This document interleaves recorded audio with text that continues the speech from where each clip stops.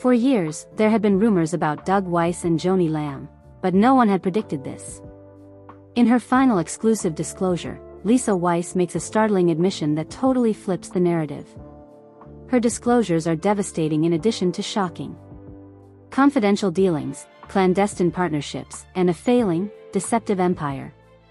Everything will come crashing down. You thought you knew the truth until now. There was silence at first. It was almost too peaceful for something that would soon erupt like a wildfire. After being married to Doug Weiss for over 30 years, Lisa Weiss, the well-known. She became a Christian marriage counselor after realizing she could no longer keep quiet. At first, it seemed like another painful breakup, a couple who had drifted away, split up, and moved on. But Lisa asserted that the truth was far darker, much more nuanced, and certainly not as simple as people would have liked to believe. She didn't come over to get revenge. At least she didn't put it that way. Lisa said that she was tired of concealing secrets that other people knew. Secrets that might have misled an entire community and, if kept a secret, would only protect those who had wronged her. There was more to Doug than simply her former spouse. He was admired by millions and made a fortune by giving advice on how to maintain relationships. Her honesty was shocking because of this. In her statement, Lisa revealed that their marriage had been slowly failing for a long time before any divorce papers were ever issued. She described Doug's increasing physical and emotional detachment. He immersed himself into his work, his public persona, and the ministry while Lisa was left alone at home, struggling to understand why the man who used to share everything with her suddenly scarcely looked her in the eyes. But the speed of what came next was more powerful than the distance. A few months after their divorce was finalized, Doug wed Joni Lamb. Daystar's co-founder Marcus Lamb's widow is Joni, a long-standing friend and colleague in their Christian community. For Lisa, it appeared as though a stomach kick. The moment didn't matter as much as the message it sent. That all of the things she and Doug had built together over the previous 30 years were abruptly replaced. No time to lament. No time to contemplate, just gone. Lisa questioned whether the partnership, the connection between Doug and Joni had really started after the divorce. Something told her it hadn't. They were so relaxed and ready to begin a life together that it didn't feel sudden. It appeared planned, as though it had been quietly boiling in the background while Lisa was still trying to save what was left over from their marriage. She wondered how long she had been in the dark. How long Doug had already been emotionally distant, and how long she had been fighting to keep her relationship. Then came the calls. Lisa talked about a conversation she had with Joni that made her feel trembled. Joni was furious, she said. She was nothing like the calm woman she saw on Christian TV, and she was furious about her son Jonathan, yelling things Lisa could not believe and that he was dangerous. That it was him who was destroying her. According to Lisa, Joni even defended a man who accused his accuser of serious mistreatment and called him a liar. Lisa says she saw a new side of Joni at that moment that she thought the world should know about. Lisa's truth went beyond a strained marriage. It dealt with the need to preserve narrative control and a pattern of secrecy that was not consistent with the actual background activity. Although she did not claim to know all the answers, she believed that her experience was a part of a much bigger story. One where appearances were more important than honesty. Where pain was covered up to protect brands, jobs, and reputations. And where the truth, her truth, was too harsh for the people involved to face. When Lisa did talk, it was sincere and unfiltered. It wasn't rehearsed or perfectly polished, just real. You could hear the confusion, the betrayal, the hurt, and the strength in her voice. It was necessary. All of this was necessary to expose herself to criticism, judgment, and speculation. People would pick sides, and she knew it. She didn't care about labels anymore. Some would describe her as brazen, while others would describe her as bitter. She desired to be heard. Her story has gone viral ever then. Viral on social media and YouTube. People are divided. Some say they can't believe it, while others say they've always sensed something wasn't quite right. And in spite of everything, Lisa remains true to her values, not to discredit others, but to finally come out of the darkness and into the light, always telling the truth. How it might make other people uneasy. Joni Lamb gave me a call. The biggest surprise for me was that when Joni called, she wasn't the Joni I saw on TV. It was possible to bind her. She was angry. When I gave her son a compliment, she even took offense, saying, she said, "He's destroying the company. He's destroying us. He's destroying me." I replied, "No, Joni. Something very bad. Jonathan is trying to kill me." I responded, "He's trying to kill you. All of this has happened, and an article has been written about it." "Oh no." Then she defended Pete. Pete has suffered greatly because of him. That Pete, about whom JW and Rebecca wrote a long letter. The Pete that Rebecca and JW won't let into their home. Think Pete is a good individual. She accused Susie of being a chronic liar and said that by leveling these accusations against a good guy, the chiropractor, who is now dead but had a record, she had assaulted Susie. Joni's remarks truly surprised me. I pleaded with her. I saw that side of her, so I went on, "Please make amends with Jonathan for yourself. That would be the hope. It's completely different from the Joni on television, that's all I have to say. It's not like that nice person at all." But when she talked about Jonathan's smear campaign, I did see a glimmer of that person on the video. "What are you talking about?" I inquire. From what I could see, Jonathan was not engaged in a smear campaign. I had seen Jonathan for Lisa. Every Sunday sermon Doug gave after their breakup felt like salt on the wound. He stood before churches and television audiences as the authority on holy relationships, while she remained at home, forgotten. Doug appeared to everyone to be well-groomed, pleasant, and full of answers. But the Doug Lisa was conscious of was distant, distracted, and emotionally absent during those final years. She wondered if the public's impression of him had been fabricated from the beginning or if she had actually known him at all. She started thinking back on the instances in which things didn't make sense. Unexpected absences, unclear text messages, and sudden mood swings occurred whenever Joni's name was brought up. At first, Lisa had dismissed them because Doug was concerned. But in hindsight, they all appeared to be a part of something far larger. And the picture they produced was not one of those innocent new love affairs. It was the first of many gradual disintegrations that took place long before the divorce was ever officially announced. It was more than just the fact that Doug had moved on. It was his approach. Quickly, discreetly, and without ever realizing it. The damage that was caused. Lisa never got a sincere apology, a sincere conversation, or any real closure. One minute she was his wife, the next an afterthought. Joni too. She became Doug's new constant almost instantly. Where Lisa had been for over 30 years, the woman who had previously smiled kindly at her was now standing. Friends tried to comfort Lisa by speculating that maybe Doug and Joni had just taken comfort in each other's grief. After all, Joni had just lost Marcus Lamb, her husband. But Lisa couldn't deny the timing or the sense that her pain was being minimized in the rush to celebrate a second chance at love.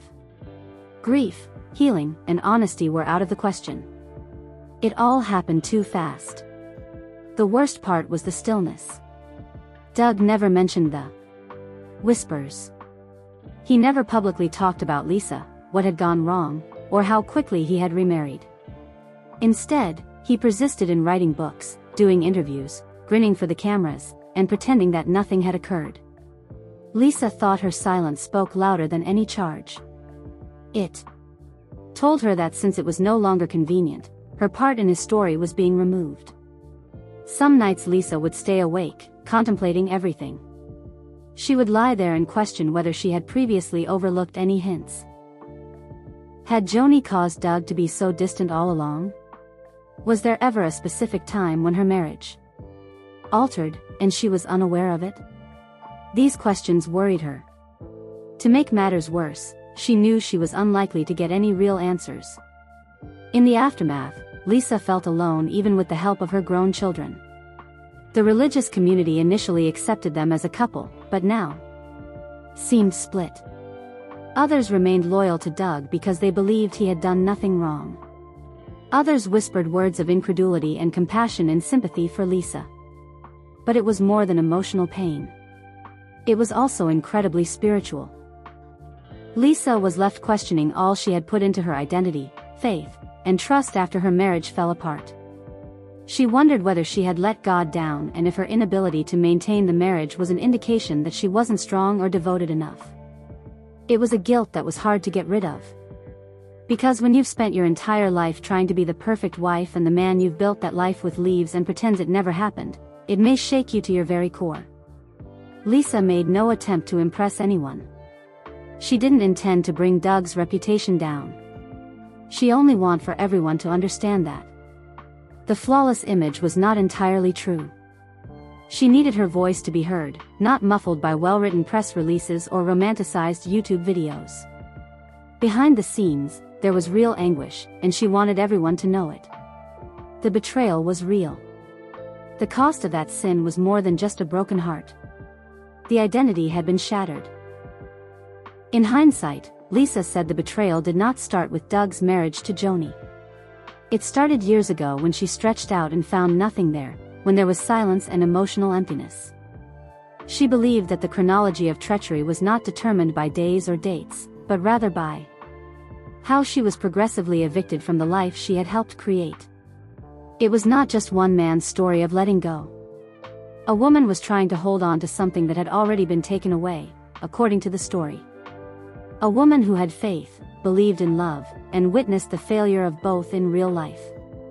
Time. Lisa now hopes to speak the truth in order to recover what was lost. She, her voice, her worth, her dignity, not the marriage, not Doug. Because the only way to overcome betrayal is to speak up, name it, and stop allowing it to define who you are. Over the years, Doug Weiss had built an unquestionable reputation. Many people in the Christian community thought he was the best marriage counselor. An intelligent, devout, and honest man. His novels were set on coffee tables in homes all around the country. Both pulpits and podcasts mentioned advice. Churches asked him to speak about maintaining marriages, abstaining from adultery, and living a life of love and devotion. He was not merely a therapist. He was symbolic in a lot of ways. And when someone like that falls, there's a loud crash. Doug didn't simply talk about marriage, he lived it. In any case, that's what everybody believed. His marriage to Lisa was the main topic of discussion. Often cited as an example of what a strong Christian marriage ought to resemble. They were together for over 30 years. You're not allowed to act like that, are you? At any rate, that's what everyone thought. Maybe that's why everything falling apart felt so sudden. Since a person's reputation is founded on something so deeply and morally rooted, any imperfections in that picture start to show as betrayal not only to a spouse but to everyone who trusted them. There wasn't an immediate media frenzy when Doug and Lisa's divorce was announced. There was, of course, some silent speculation and miscommunication, but the Christian community is often reluctant to make judgments. People wanted to give Doug the benefit of the doubt. Maybe there were problems we didn't know about. Maybe it was just a sad situation between two people who had been apart for a long time. But a few months later, Doug got married once more, this time to Joni Lamb, a well-known Christian broadcaster. When things truly began to spiral. Joni was a famous person. She had been around for a long time. She and Doug were married without warning after moving in the same church circles, speaking at events, and sharing stages. It all felt too easy, too fast, and too well executed. The speed brought up topics that were no longer up for debate because of the remarriage. Were the feelings similar? Was anyone aware of the amount of activity taking place behind the scenes? The victim's reputation suffered its first significant hit when Lisa began speaking. She wasn't upset. She didn't lash out, but her calm, heartbroken honesty was more potent than any spectacular headline. She described feeling invisible, being emotionally abandoned, and witnessing the man she loved slowly transform into someone who prioritized crowds and cameras over family relationships. Her comments were not venomous, rather, they were strong because they were unadulterated. People started asking questions. If Doug hadn't honored his own marriage, how could he advise others on theirs? If he couldn't uphold the values he promoted, was his platform founded on reality or branding? What about her, Joni? She also needed to protect her own reputation. Her late husband, Marcus Lamb, was well known on Christian television. Joni had been seen as continuing his legacy as his grieving widow. After a recent divorce, she unexpectedly marries a guy, and not just any man. Yet one whose reputation was built on his commitment. Slowly, the backlash grew. Social media grew cold. Churches whispered. People who had already mentioned Doug began removing his books off their shelves. Some leaders supported him, saying that no one is flawless, and counselors are also responsible for such grace. Others, however, saw it as a falsehood. The speed, the silence, the strange overlap of time. Everything seemed strange. In a culture that values appearances, cracks like that are extremely challenging to repair. Doug's silence didn't help either. He didn't try to explain much. No video statement, no long post, no acknowledgement of Lisa's pain, and no response to the widely asked question. That silence was very telling. People come up with their own answers when none were available. Furthermore, reputations are short-lived when reality is absent. Lisa wasn't the only one who had to cope with the harm to her reputation. She also felt it. For decades, she had been his loyal backstage partner, standing quietly beside him as he took center stage and promoting the business. Now, her personal suffering was a part of a public unraveling, and it found her despite the fact that she didn't seek attention. Her quiet dignity stood in stark contrast to the glossy, smiling picture ops of Doug in Joni's new beginning. Eventually, the whispers turned into actual conversations. The church leaders who had originally asked Doug to speak began reevaluating their decisions. His name was discreetly removed off conference rosters. In just a few months, the trust that had grown over years was gone, and book sales fell.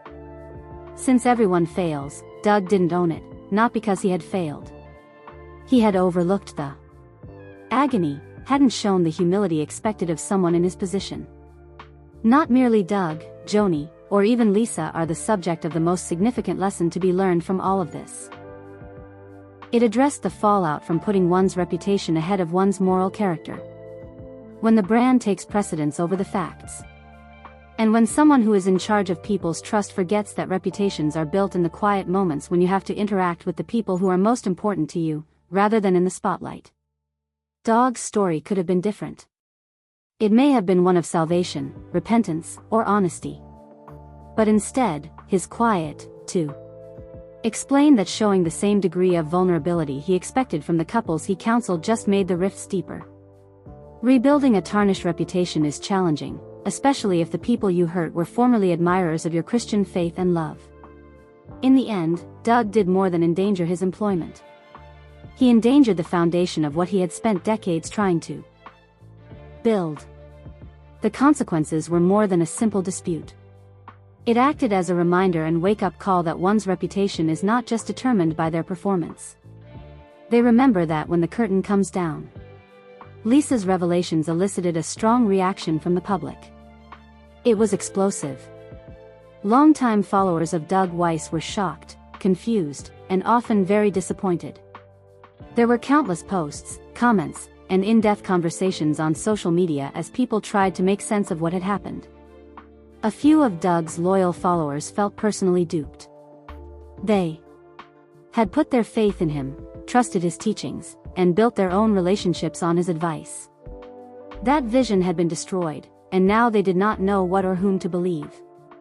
At first, some tried to shield Doug by advising others to wait until the entire tale was told. They referenced his writings, his years of experience, and his counseling sessions. They claimed that everyone makes mistakes and that nobody is perfect. But that defense didn't last long. The more Lisa opened up, the harder it was to ignore.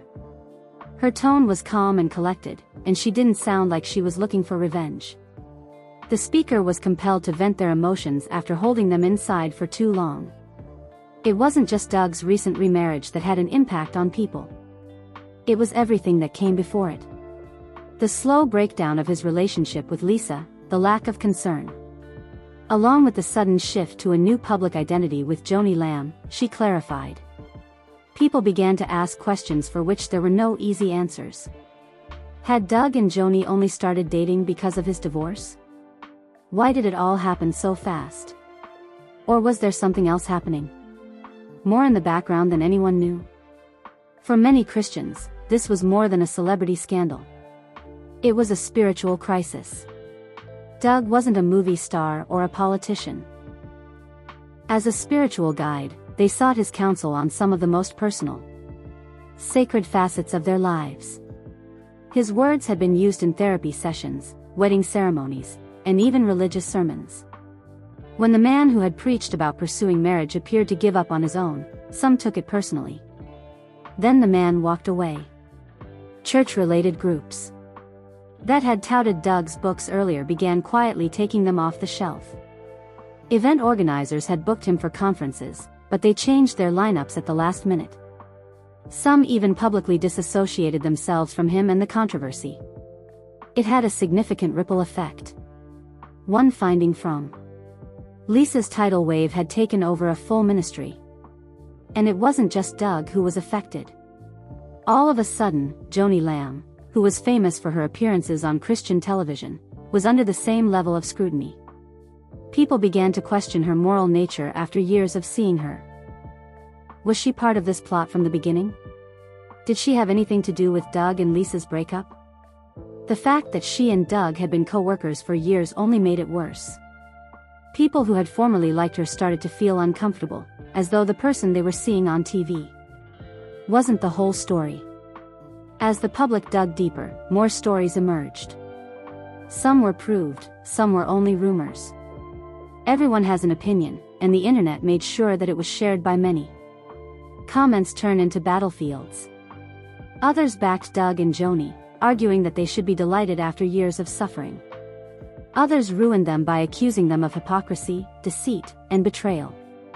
The distance between them was growing every day. Lisa, meantime, saw an unexpected surge of support. She was getting calls from people who had never heard of her before, thanking her for her voice. Women who had gone through similar experiences found resonance in her story. Her candor touched a nerve. Her openness cut through the din. While a media maelstrom, she became a symbol of fortitude and poised power. Instead of being because she wanted to be, she was because people needed someone in whom they could trust.